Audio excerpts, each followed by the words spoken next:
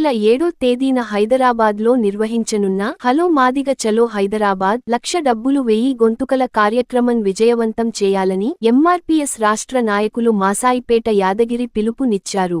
మెదక్ జిల్లా మాసాయిపేట మండల కేంద్రంలో గోడపత్రిక ఆవిష్కరణ కార్యక్రమం నిర్వహించారు. ఈ సందర్భంగా ఆయన మాట్లాడుతూ 30 సంవత్సరాలుగా ఎంఆర్పీఎస్ ఎస్సీ వర్గీకరణ కోసం పోరాటం చేస్తుందని, ఈ నెల 7 నిర్వహించనున్న కార్యక్రమాన్ని విజయవంతం చేయాలని పిలుపునిచ్చారు.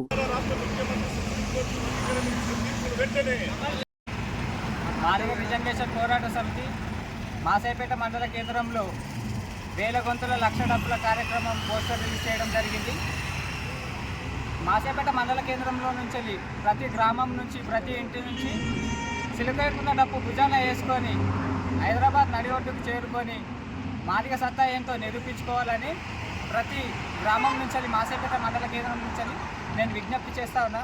ప్రతి ఒక్క వ్యక్తి అన్నగారు చెప్పినట్టు సీమునెత్తురున్న ప్రతి ఒక్క వ్యక్తి మాదిగ డప్పును సంకరం వేసుకొని ప్రతి ఒక్కరు వచ్చి వర్గీకరణకు ఇవ్వాలని వ్యవస్థాపక అధ్యక్షులు గౌరవ శ్రీ మందకృష్ణ మాదిగన్న గారి నాయకత్వంలో ఈ నెల 7వ తారీఖున హలో మాదిగా చలో హైదరాబాద్ లక్షల డబ్బులు 1000 గొంతుల కార్యక్రమాన్ని విజయవంతం చేయాలని పిలుపునిస్తూ ఉన్నాం. ప్రతి గ్రామం నుంచి మాదిగలు మాది ఉపకులాలు అధిక సంఖ్యలో హైదరాబాద్కు తరలివలసిందిగా విజ్ఞప్తి చేస్తూ ఉన్నాం.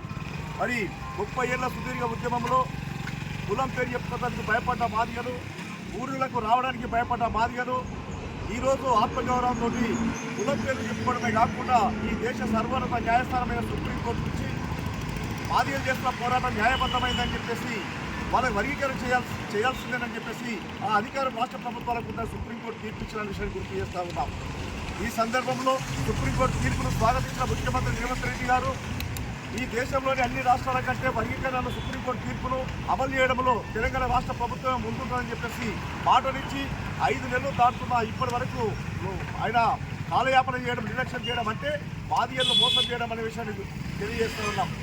హైదరాబాద్కు మాదిగలు రాకముందే లక్షల డబ్బులు 1000 గొంతుల కార్యక్రమం రాకముందే ఎస్సీ వర్గీకరణ